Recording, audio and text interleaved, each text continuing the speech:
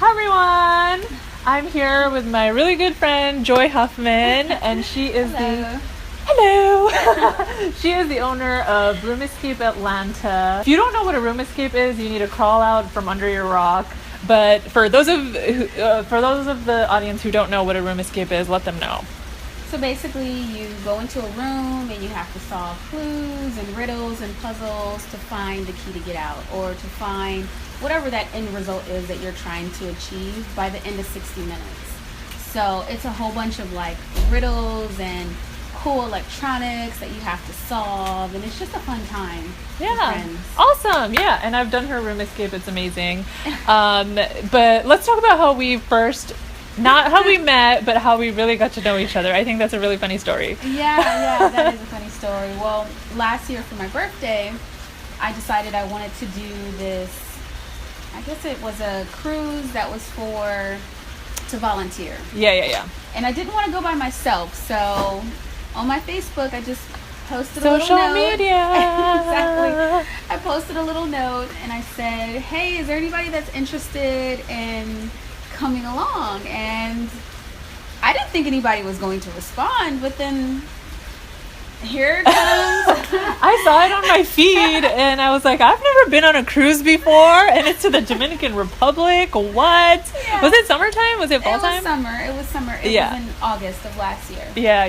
So I hadn't had a summer trip yet, and I was like, we only had met for a handful of times at that point. Yeah. We'd known each other previously, but like not too well, and so it was kind of a gamble, but I was like, let's do this, whatever. I don't know how she's gonna respond, but I was like, hey, we only met a couple of times, I'd love to come along, can I do it? And I was like so game, like, you were like, hell, like, let's do this. Exactly. And I was like, I can be down with this girl, and we had an amazing time. Like, we were sharing the same room too, which is scary. Like, without really knowing someone.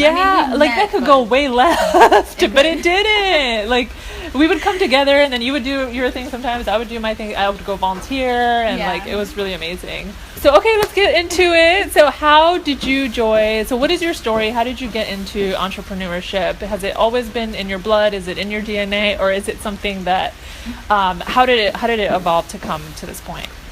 Well, originally back in 2008, I had started my own company with a friend of mine, and it was kind of an online web page that we had created. It was called Ask Miss Popular. And what was Ask Miss Popular about?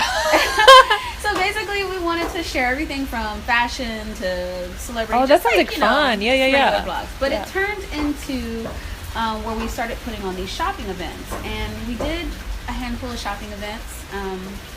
But the relationship between my friend and I was really taking a hit with the fact that we were running this company together, and there were a lot of stresses that came along with it. So we ended up closing the company for a lot of different reasons, but that was back in 2008. And then I took like a brief little hiatus from the whole entrepreneurial world because I didn't have an idea that I really felt would make money, or that I was passionate about. So I just started working back for someone, and then eventually got to the point where I felt enough confidence and I was more comfortable with the idea of venturing into that world again. But then the same question popped up: what do I sell? What do I offer the marketplace? And so I spent a lot of time really trying to come up with ideas, and nothing came to mind. And at the same time, I was working for a consulting company, and the consulting company, we would go into companies and we would help them with process improvement, help them with personnel, marketing things. So that really began to be my specialty, which is trying to flip a hurting company into something that is profitable. So I was like, you know what? Why don't I try to take over a company? And so one thing led to another, and I guess here I am today, and I took over Room Escape Atlanta from another person. So yeah, I just kind of fell into it. That's amazing. Yeah. So was it a huge shift for you mentally? Because you always had it in your head that you wanted to come up with a new idea. Mm-hmm. So just kind of making that transition into considering let's take over a business. Let's consider this option. Was that kind of hard for you to come to terms with this different option? Well, I think the hardest part for me was really feeling like I owned it. Yeah. And I started, because I didn't start it, but I still own this business that was, it was kind of moving along at the time. I mean, it was making a little bit of profit, and but the mindset was moving from, it's okay that I didn't start it from scratch. Yeah. And even though I didn't put in the grunge work to create this little baby, I did adopt it. Yeah. And you adopted the baby. Yeah, adopted the baby and made it healthy. Yeah. Yeah. And I think, do you think there's this sentiment out there that, everybody wants to start a new business. They want to start from scratch, and they want, it's this very glamorized sort of story they want to tell because, they want to say they created something. Do you feel like there's a sentiment out there? And what do you have to say to those people, I guess? Yeah, I do feel that way. I felt that. I felt like, man, I'm not really an entrepreneur. I didn't really start the company.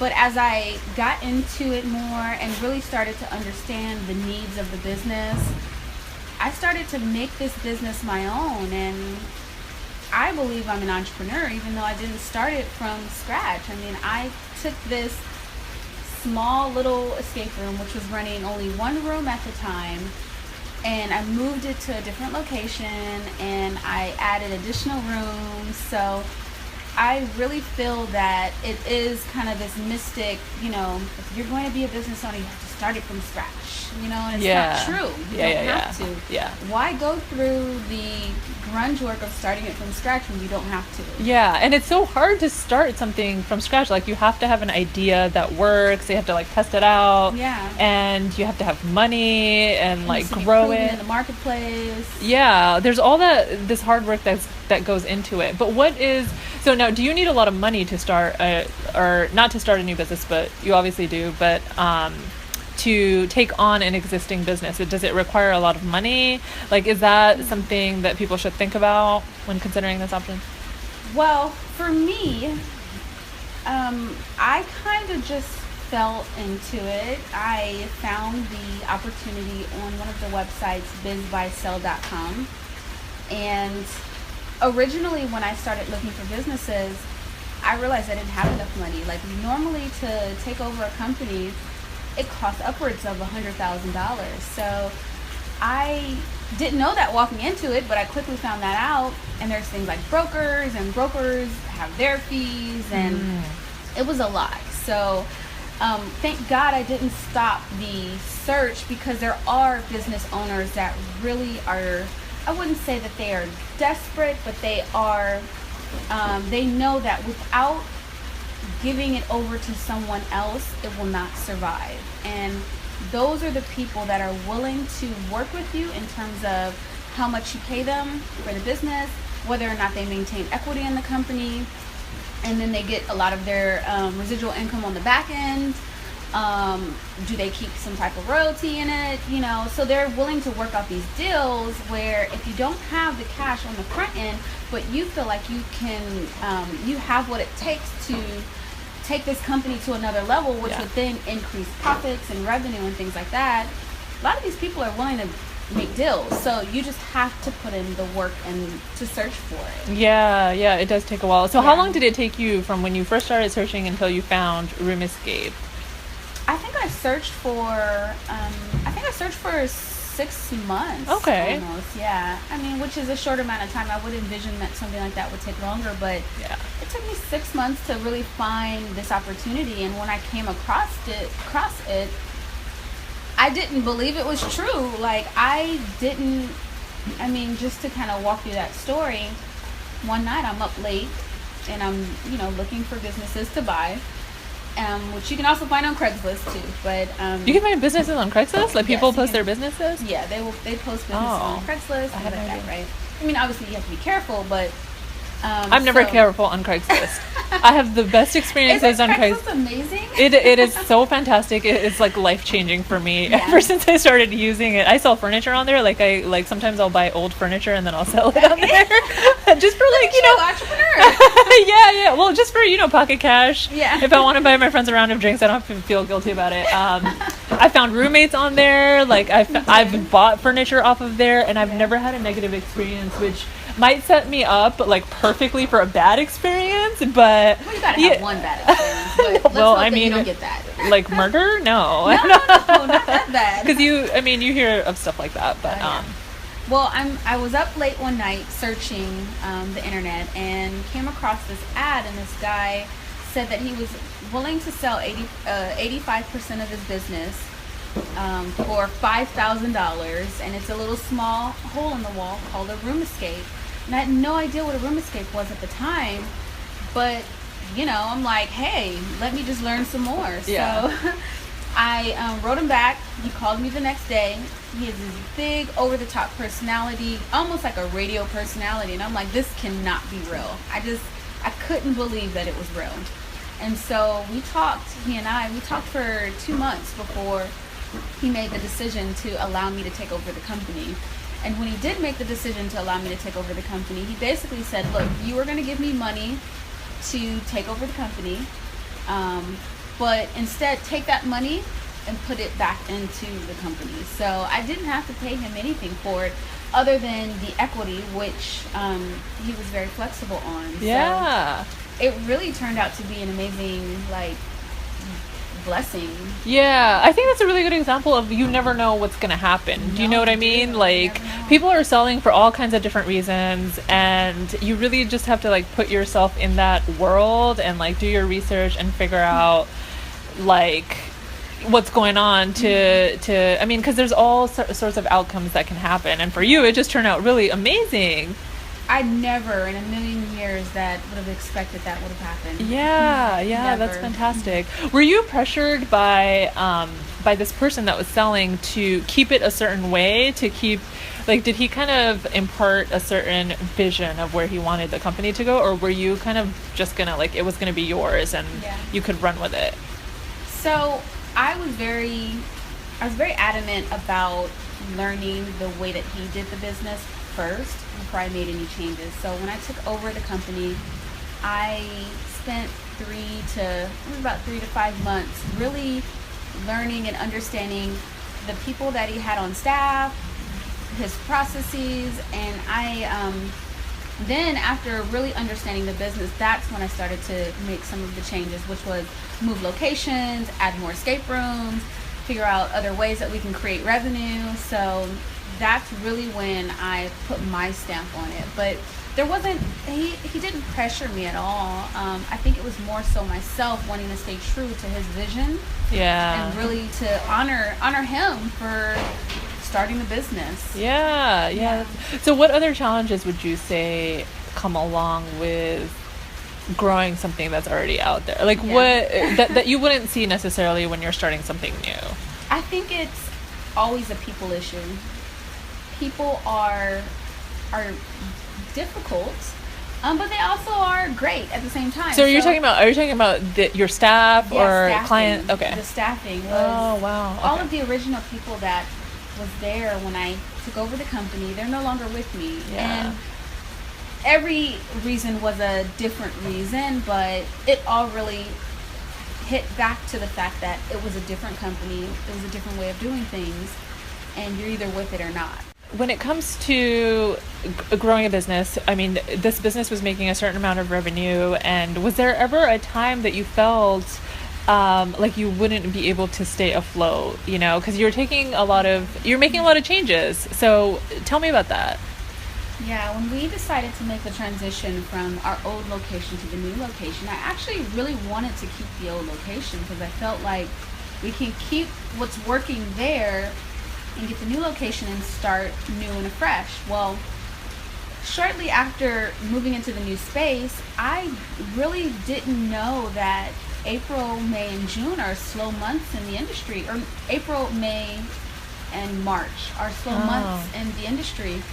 So our revenue declined on those months when we had higher expenses. And so I really struggled during that time period, and it was really tough and tight. And so that was one of the most stressful periods in my whole career of doing this, because I didn't properly account for the negative impacts of the economy, and really looking forward to like what's the cyclical nature of the industry, and really, is this a good time to move? I didn't think that. I just was so focused on moving because I knew it was a good idea, but didn't really think it through. So I didn't want to necessarily throw in the towel, but I was concerned about making the bills. Yeah. It was tough. What did you do during those times? Like, who do you turn to? Like, no man or woman is an island, right? So you're kind of,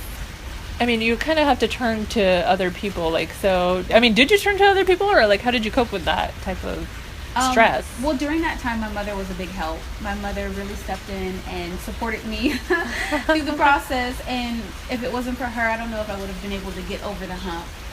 But also, the guy that originally gave me the company, he's kind of served as my strategic advisor through the process. And he helped to walk me does through. Everybody get that chance? That's not always the case, right? Yeah, I don't think that's always the case.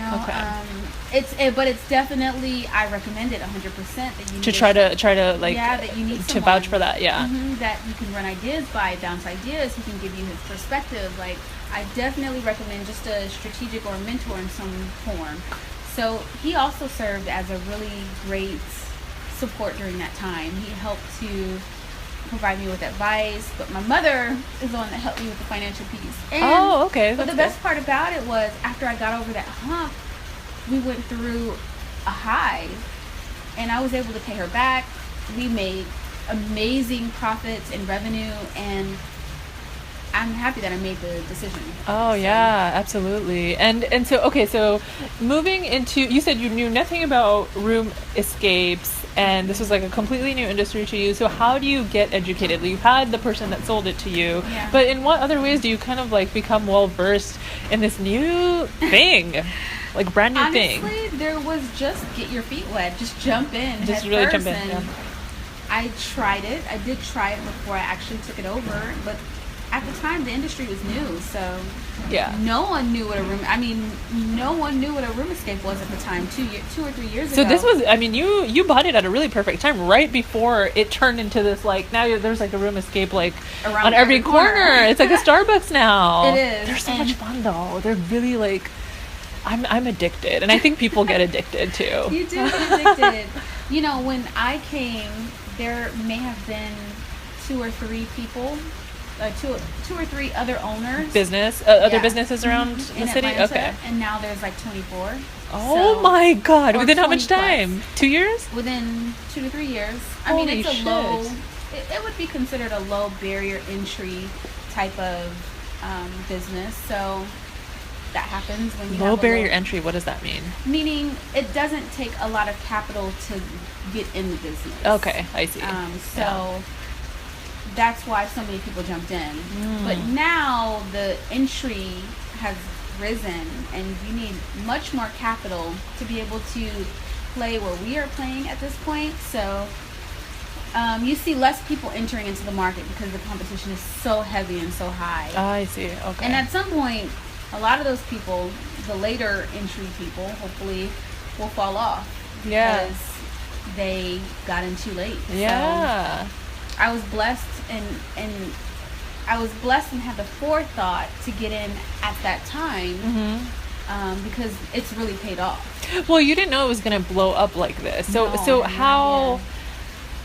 Yeah, when you're entering a new industry, how can you assess whether, like, at what point, like you're talking about entry times, how can you kind of gauge at what entry point you're kind of getting into?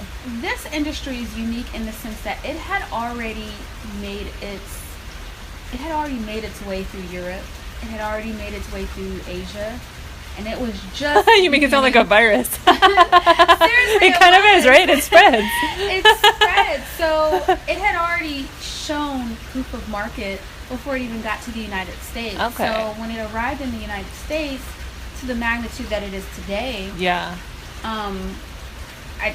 It was bound to be successful. And that's kind of the research you did. You're like, this is working in other areas of the world. Okay. So that's a really good tip to kind of assess the market in other places. Yeah, and it's also a great way to look at where should I get into business? Look what's working in Asia or Europe, because if it's working there and it hasn't made its way here yet, it probably is going to. Yeah, and it could be a good business opportunity. Yeah. Okay, so tell me about your education. Do you have a business degree? Did you study business? Yeah. And tell me about all of that. Well, I went to USC for undergraduate. What? UCLA? Okay. Fight on,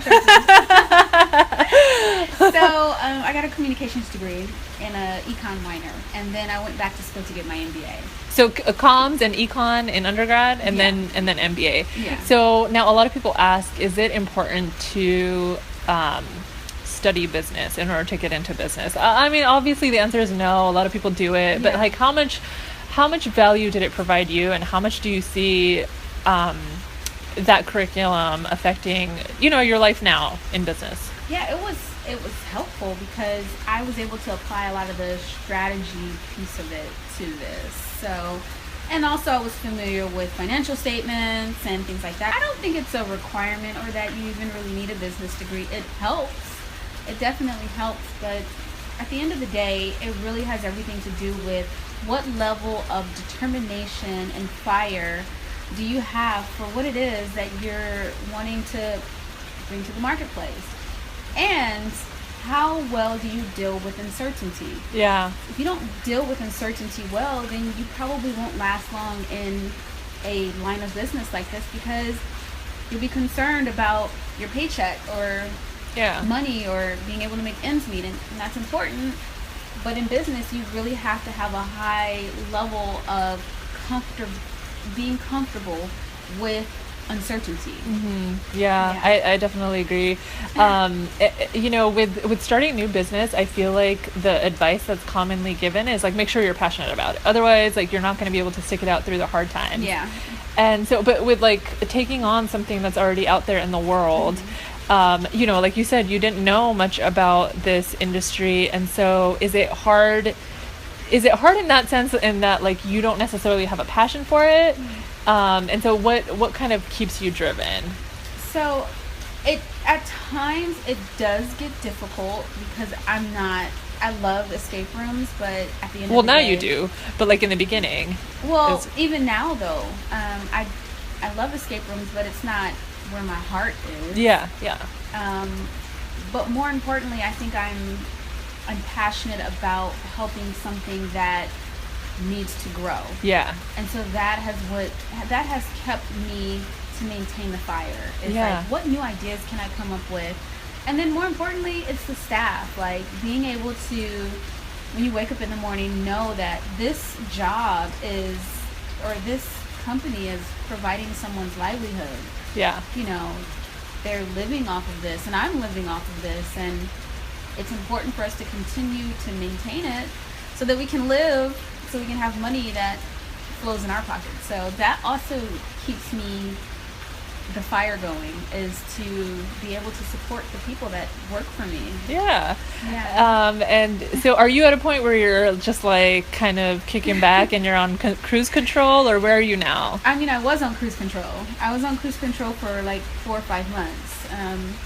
We weren't at a point where we were building any new rooms out, so I really took the time to rest and travel and really help to bring back that fire inside me, because I did get a little worn out. So you did. There's high burnout, right? Yeah, it's very easy to burn out just because you're working so much. And I was working at one point. I was working 60 to 70 hours a week. You're pouring yourself into it. Yeah, I wanted to make it work. So that rest period that I just took was so important. I felt guilty, but it was important. I needed to do it. Yeah, we feel guilty about like Yeah. stuff we definitely should not be feeling Yeah. guilty about. Like, I deserve this. Come on. Yes. I deserve a. Where'd you go recently? Cancun? I mean, you've been to in the Middle East. Yeah. I mean, you've been to a lot of places. I'm so glad you did. Like, you I'm deserved happy all I of did that. too. I was stalking you everywhere on Instagram. Just like, now she's here. She's hopping around. In terms of the qualities of being an entrepreneur, you touched on it a little bit. You said you need to, be comfortable with uncertainty. So what other, is everyone meant to be an entrepreneur, or is it kind of a certain set of qualities that you have to have? And what are those in your opinion? Is everyone meant to be an entrepreneur? And the easy answer, or let's say the hard answer, is I don't think everyone's meant to be an entrepreneur. If everyone was an entrepreneur, who would be working with us? Yeah. Do I believe that everybody has the ability to be an entrepreneur? Yes, I do. But it does take a certain level of fire and desire and I guess that's the best way I can put it, is this to go after what you want and be determined, and that doesn't come easy for everyone. Yeah. So some people do feel more comfortable in a role that supports an entrepreneur, which is perfectly fine. Perfectly fine. I know a lot of people that do very well for themselves, supporting the business and raising it up, as opposed to creating the business. Yeah, absolutely. Yeah. What would you say for somebody out there that is considering, they're starting their search for, businesses that are already out there, and they're trying to find a good fit, like one piece of advice that really, something you wish you knew at the time, that people can take away? With finding a business? Yeah. I wish I would have known about this sooner. Honestly, well, here we go. That's what we're doing.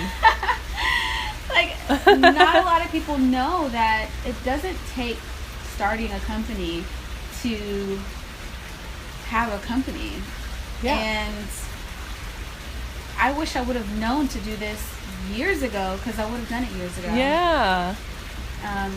So I honestly think that people should explore this option, because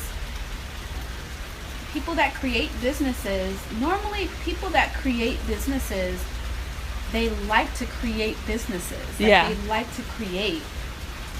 They're not so much interested in growing, although there are people that do that too, but in growing the business, they just want to create it. Yeah. So if they can create it, then give it to someone else that can make it even better. Yeah.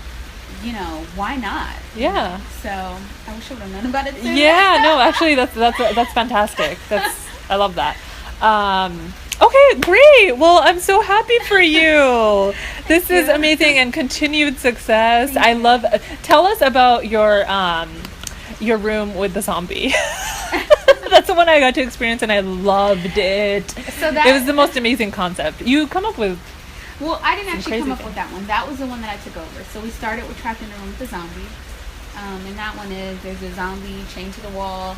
Every 5 minutes, the zombie It's so funny, because the zombie is this adorable. How old is she? She looks like a teenager, but she's this adorable woman that's like has her face painted, but she's scary. She builds in anxiety. Yeah. So the zombie changes, but you had. She had curly hair. Okay, so you had I think you had Jackie. So. Okay. But yeah, so the zombie's chain grows a foot. So if you haven't made it out by the end of 60 minutes, you've been quote unquote eaten by the zombie. How fucking amazing is that? That is Marty, I love that. My business partner. That is his vision. That's how he thinks. He's just out there. He's way out of the box. Yeah. Yes. Okay, well, tell us where we can find you, promote your stuff, plug your things. Sure. This is your floor right now. So you can find us online at atlantaroomescape.com. We have several rooms. We do corporate team building. That is a number one focus of ours. So if you're interested in trying out what we have to offer, grab some of your friends, your closest friends or not so closest friends, because it is a good opportunity for you to learn about each other, and come down to Real Mistake Atlanta. Yes! Yay! Thank you, girl! Thank you. Thank you so much for tuning in, guys. Like this video, subscribe to our channel, and comment below. Let me know your story. Are you thinking of starting something from scratch, or are you thinking of growing a business? Let us know. Thank you again. Bye!